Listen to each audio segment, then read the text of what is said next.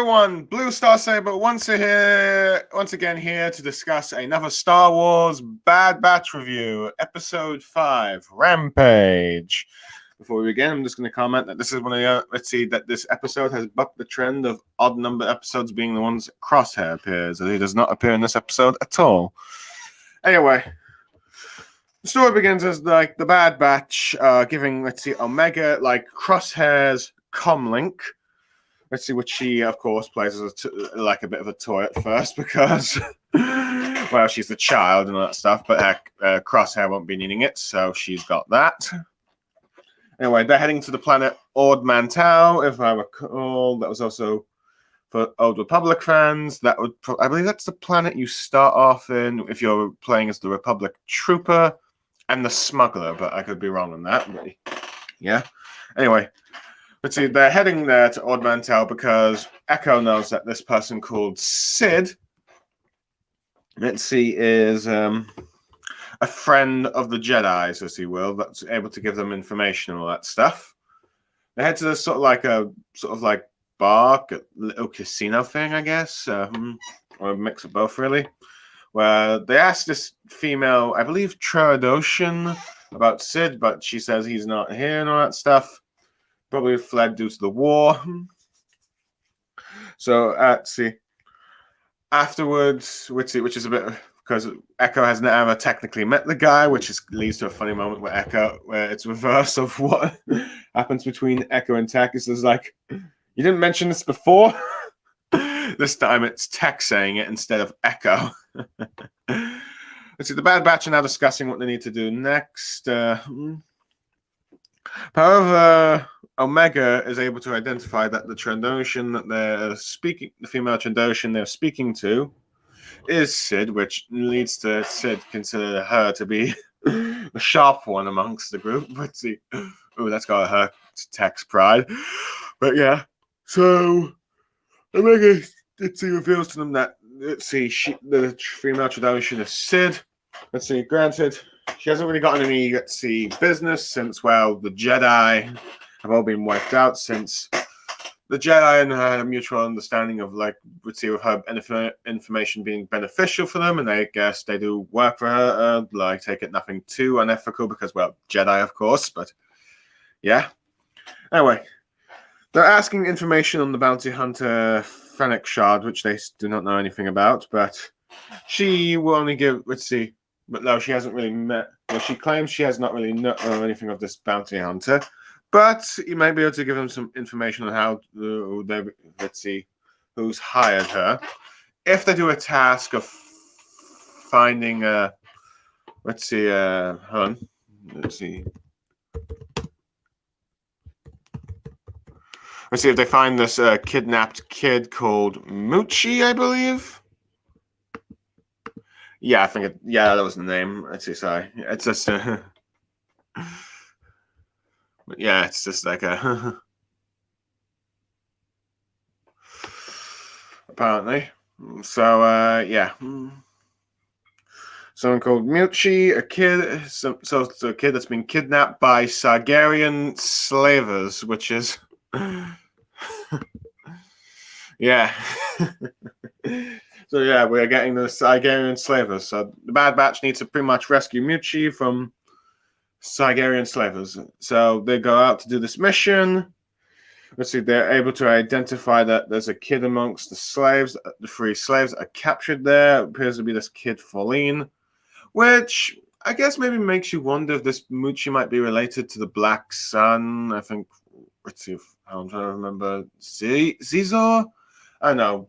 Shadow of the Empire, was it? I don't know that. Little Star Wars project that happened before the prequel trilogy. But yeah, those game, comic book, and a book, and probably would have been a movie if George Lucas had if George had the story much earlier. But yeah, so the Bad Batch go off to go rescue Muchi, who they appears to be Muchi, though. Hunter tells Omega to stay on the ship. It's safe. As the Bad Batch are about to do, they're sort of like their job or their thing, about to do this rescue operation.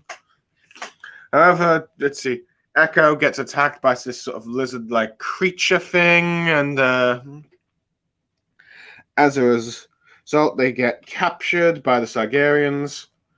Omega sort of like meanwhile has been editing her clone doll to make it look like a Bad Batch, particularly a female Bad Batch.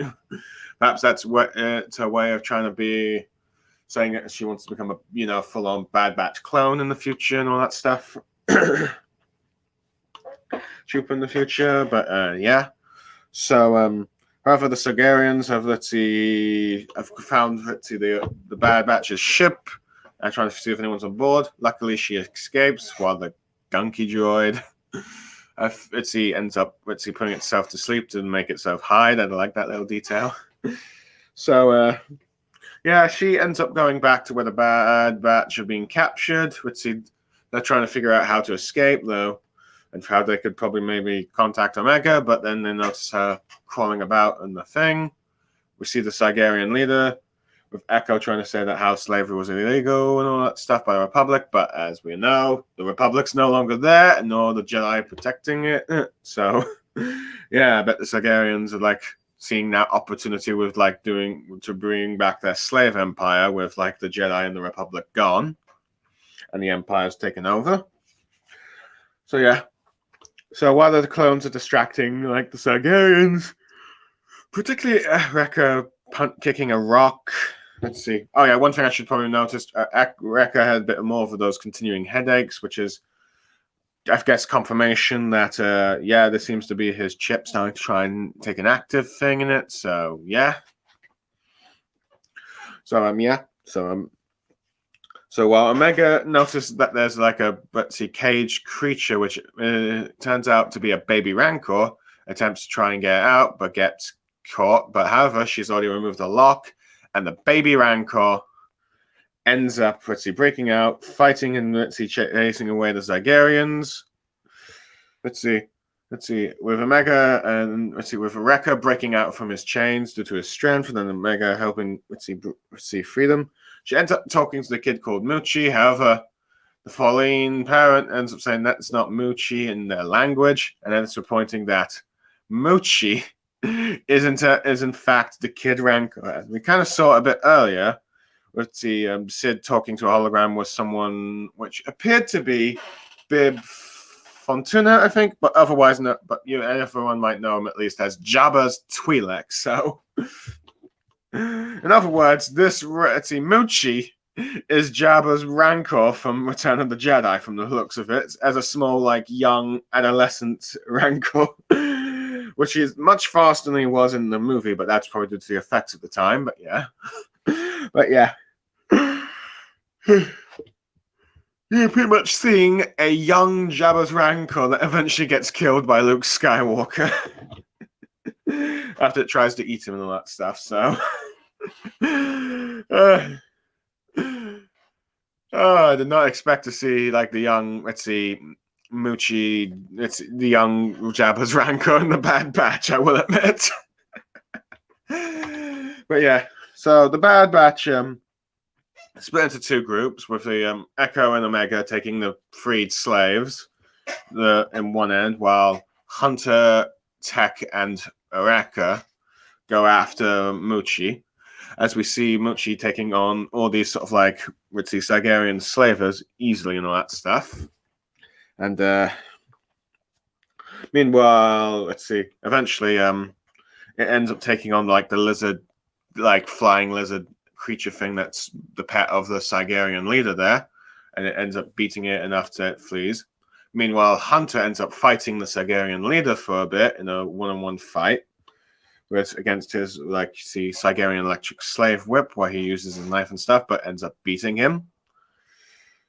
Meanwhile, Echo and Omega have rescued the slaves. Omega picks up a sort of Sargarian bow and arrow thing. There's sort of like electronic bow thing. I'm not sure what it's called really, but it seems she's decided to keep it as her signature weapon. Meanwhile, let's see, Tekka and Rekka end up going and let's see, to where Muchi is in order to try and bring her in. Let's see, Tech says that they need to, they need to beat her in terms of dominance, make her prove that they're the strongest. So you have Rekka and Muchi end up fighting for a bit. Eventually, as all the other Bad Batch arrive, end up, we can see that Rekka and Muchi have been still going on at it for a bit. But they're both getting worn out, which the Bad Batch mentions that Rekka's been getting a bit sloppy. So eventually, both Muchi and Rekka collapse from exhaustion, and they're able to capture her and bring her in. We go back to Sid, where Bib Fortuna, or Jabba's Twi'lek aide, right-hand man, and two Gamorrean guards have arrived, asking have they gotten Muchi back, and she says, "Don't worry, I've got my top men in charge and all that stuff, and they should see I deliver my promises and that stuff in a very calm, sarcastic manner." I said, not like she's panicking or anything. Just in case that's what I'm making it clear. However, at this time, Muchi, the Bad Batch and Muchi arrives as Bib Fortuna, I think, if I'm saying the name right, or at least Jabba's Twi'lek. Recognizes the roars of, the Rancor, and ends up going to go up to greet it, which I do like how Omega thinks that the little Rancor's a bit cute. Never mind. Then again, she hasn't seen what it's like in the Return of the Jedi as it tries to eat, Luke Skywalker, so yeah.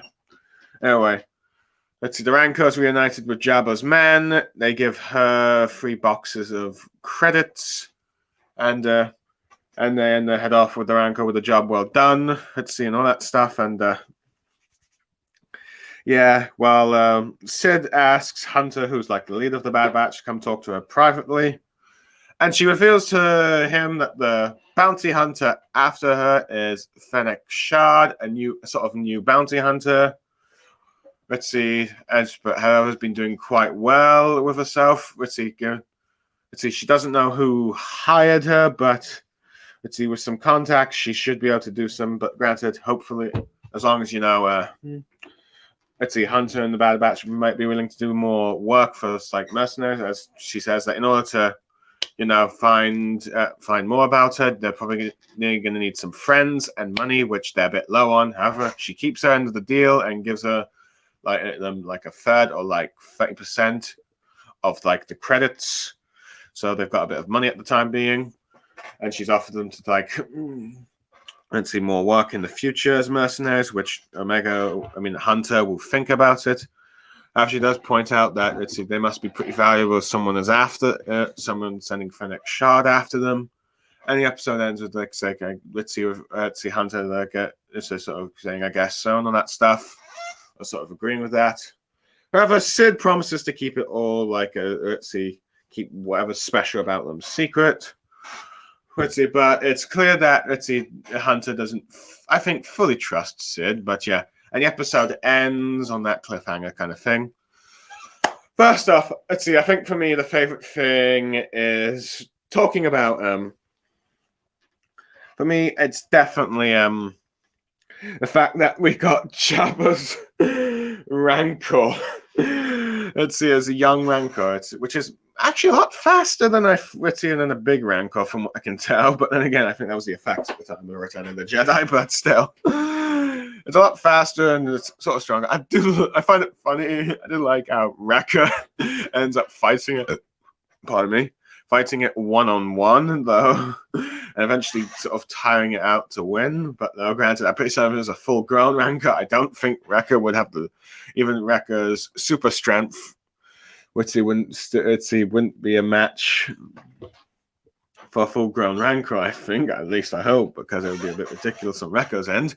But speaking of Rekka, I think it's confirmed that his headache thing this episode is indeed a chip. I'm now convinced that is. It's not being confirmed yet, but given the fact this has happened in 2 episodes in a row now, so it's clear that his chip is starting to take effect, which means that he might become like Crosshair and a good soldiers follow orders clone, which means that hopefully the Bad Batch We'll be able to get that chip removed from Wrecker, otherwise he will end up like Crosshair. So there's that. So yeah. No, hopefully. But yeah, so sooner or later, the Bad Batch have probably got to realize they've got to remove their chips sooner or later. I like how we got the Zygerians returning. Granted, we saw them in the trailer, but we finally got them returning, and it's clear that now that the Republic and the Jedi Order have fallen, their sort of previous enemies that prevented them from doing their slave trades and destroyed their slave empire. But see, they now back to doing slave work and all that stuff, because now they see the opportunity to now with the Jedi and the Republic gone, they can now see they have opportunity to do business with this new galactic empire and do profiting over slavery.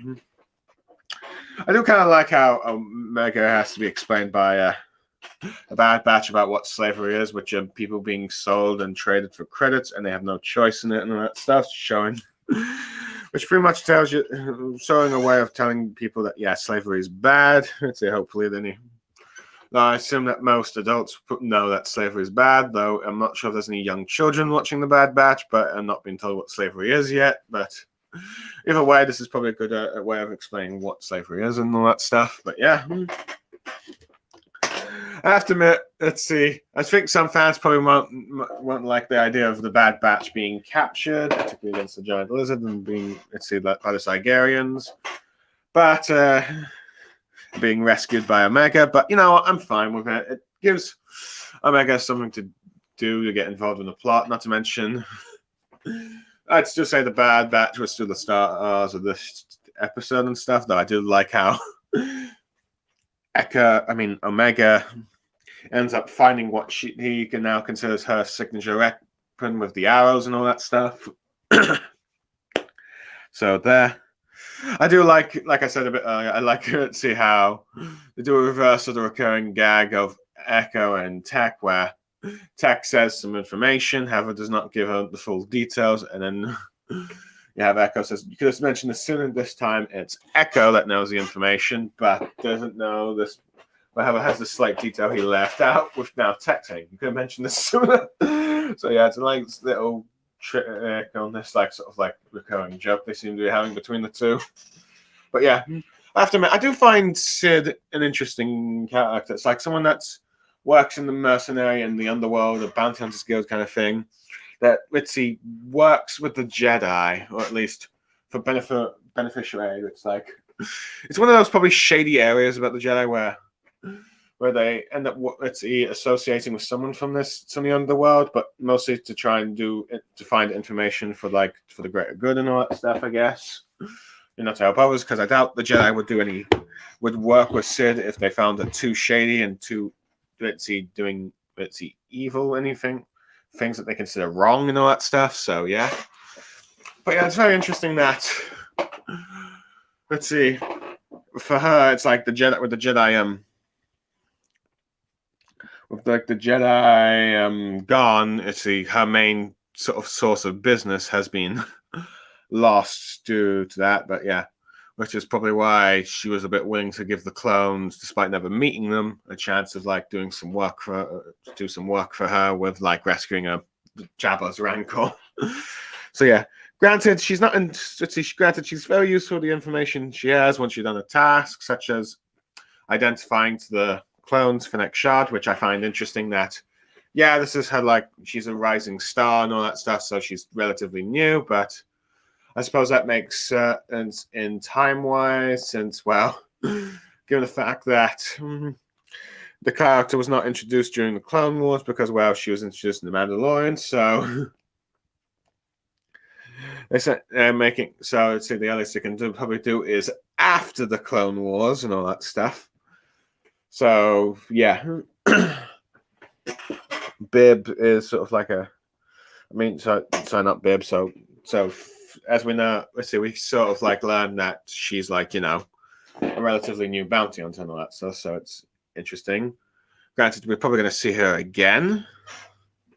So yeah, but yeah, I do like how, despite the fact that the Bad Batch did the job for Sid, not exactly. Hunter doesn't exactly trust her because, given how her comments on like you know, them being valuable and all that stuff. But yeah, so I think it'd be more of like a sort of friend associate that they may be able to count on for information, and they may end up doing more mercenary work for her in the future. But we'll see as time goes on and all that stuff. I do like it how it's Omega's the one that's able to identify that she's Sid and that she's been playing a trick on the Bad Batch, but not since I didn't know what she looked like. But see, all that stuff. So yeah. So anyway, the Bad Batch has some credits, and hopefully that gives them stuff to do. That gives them enough supplies and let's see, resources for a while as they try to find new friends and all that stuff while pursuing whoever is trying to hunt down Omega.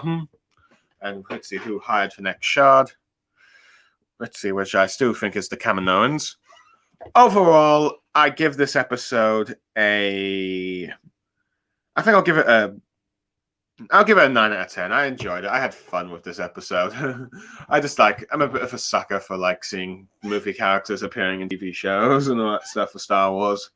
Seeing Jabba's young Rancor, seeing his right-hand man, the Twi'lek Bib Fortuna, who eventually gets, killed by, Boba Fett.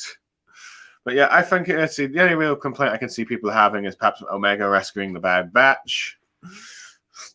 Bit, but other than that, I'd like to see the return of Tigerians, the hints more of Wrecker's inhibitor chip, Omega getting her own weapon. Overall, I'm happy with this episode. I'm Blue Star Saber, signing off. May the Force be with you.